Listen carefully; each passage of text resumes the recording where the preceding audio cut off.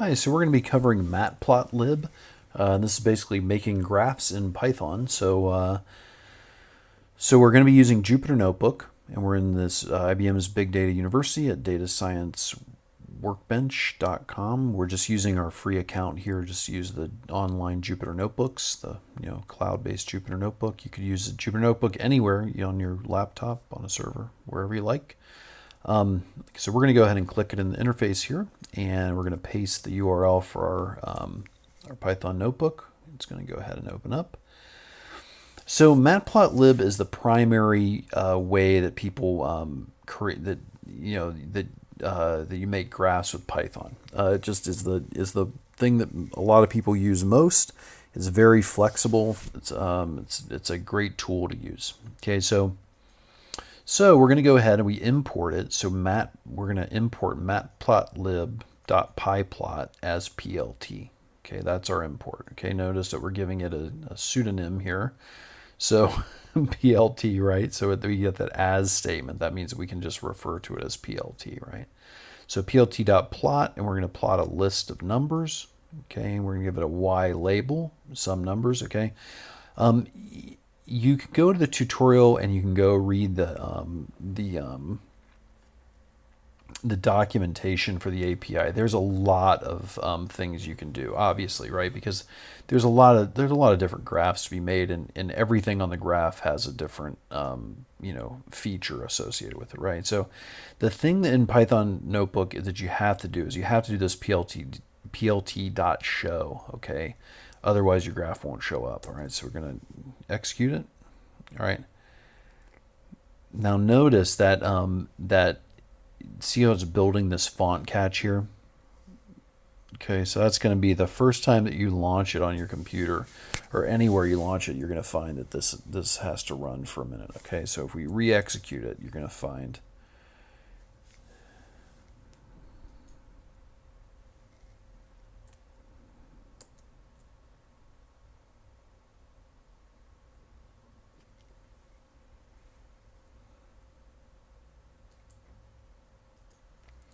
Okay, so notice I had this plt.show.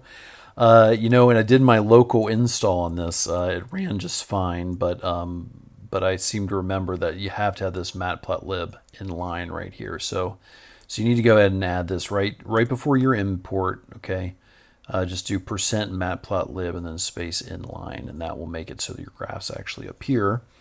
Okay, so.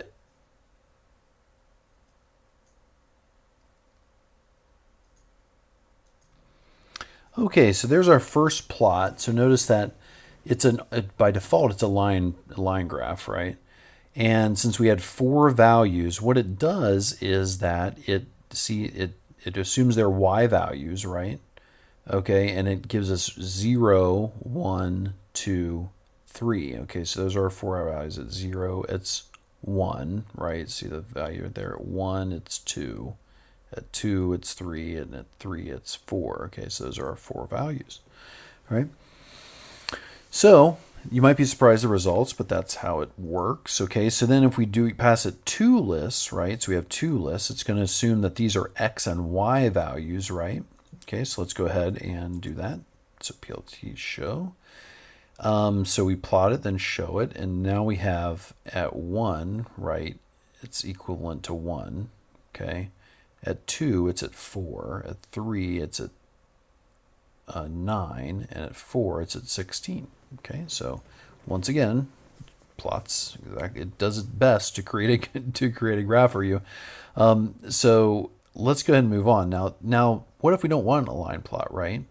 Okay, so what if we want something else? So basically, when we plot this, we can do, we can feed it 2 lists. Okay, we can also feed it what we want the graph to look like. In this case, we want it to be a red circle. Okay.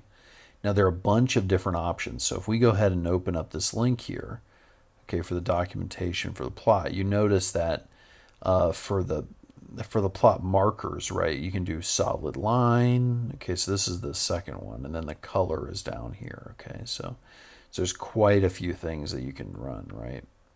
So G0 dash, right? you could find that, right? So green, circle, and dash, right? Okay.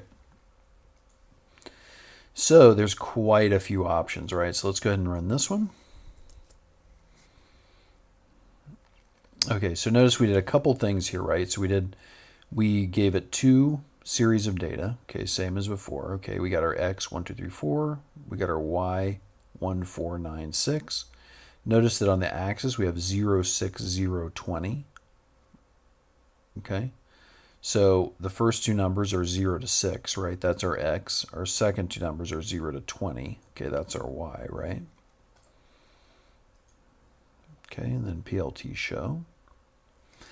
All right, so then NumPy arrays make Matplotlib a lot better. Okay, so if Matplotlib were limited to working with lists, it would be fairly useless for numeric processing.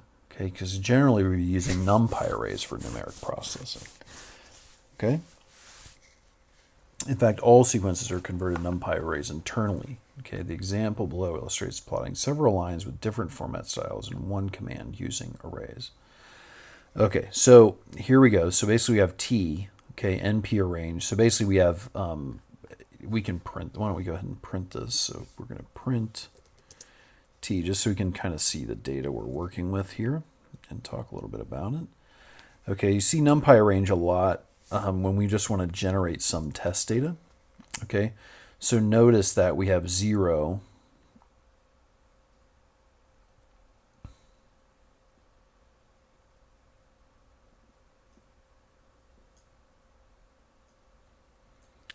0.2, 0.4, 0.6, 0.8, 1, 1.2, 1.2, or 1.6. Okay, so we go all the way from 0 up to 4.8 here. So that's what we're doing. All right, so notice that it basically creates a one-dimensional array from 0 up to 5, but not including 5, and the step is 0.02. Okay, sorry, 0.2. Okay, now we're going to plot. So now we're plotting a few things. Okay, so we got T, R. Okay, so that's the first one, right? Okay, so that's our first series. So T is the X, T is the Y, and R dash dash is the so it's a red dotted line is the symbols, right? The next one, T is the X, right? T squared is the Y, right? And then a blue square is the series. Okay, and finally we have T is the X, T to the third is the Y, and then we have a green triangle is the series. Right? Okay, so your exercise is to create a plot. Given that, your exercise is to create a plot. And so you have two series, okay? And you're to create a, it's already been done NumPy arrays, right? Okay.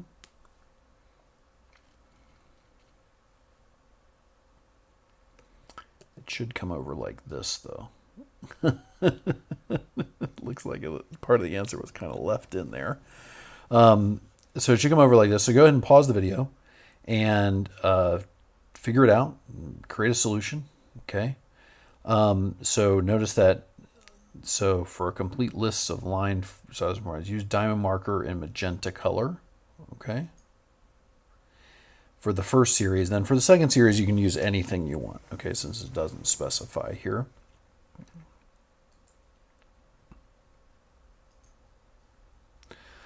Okay, so we're back, and hope you pause the video and you have an answer here. So we've got our two NumPy arrays. Okay, and the next thing we're going to do is basically just feed it into to our values here. Okay, so in our case, we're going to have our first series. So height is going to be our y, x is going to be our weight is going to be our x, right? Okay.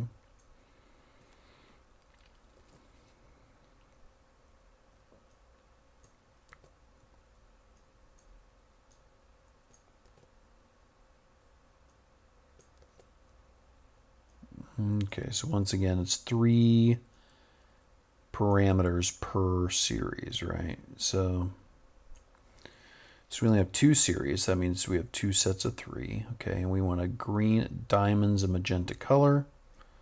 So that's M. I believe it's D, but I should go look it up. Okay, so where are our diamonds here? There's a diamond. Okay, and then we're going to do green triangles. So we're going to do green. And we're going to do a caret, right, for triangle. Let's see how that works there.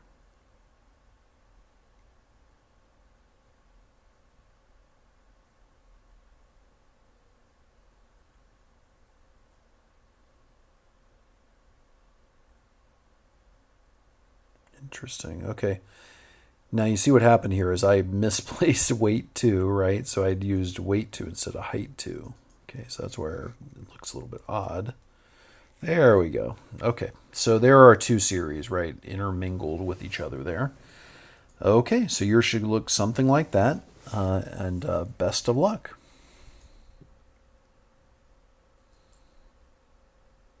Oh, when you get finished, remember, print preview, right?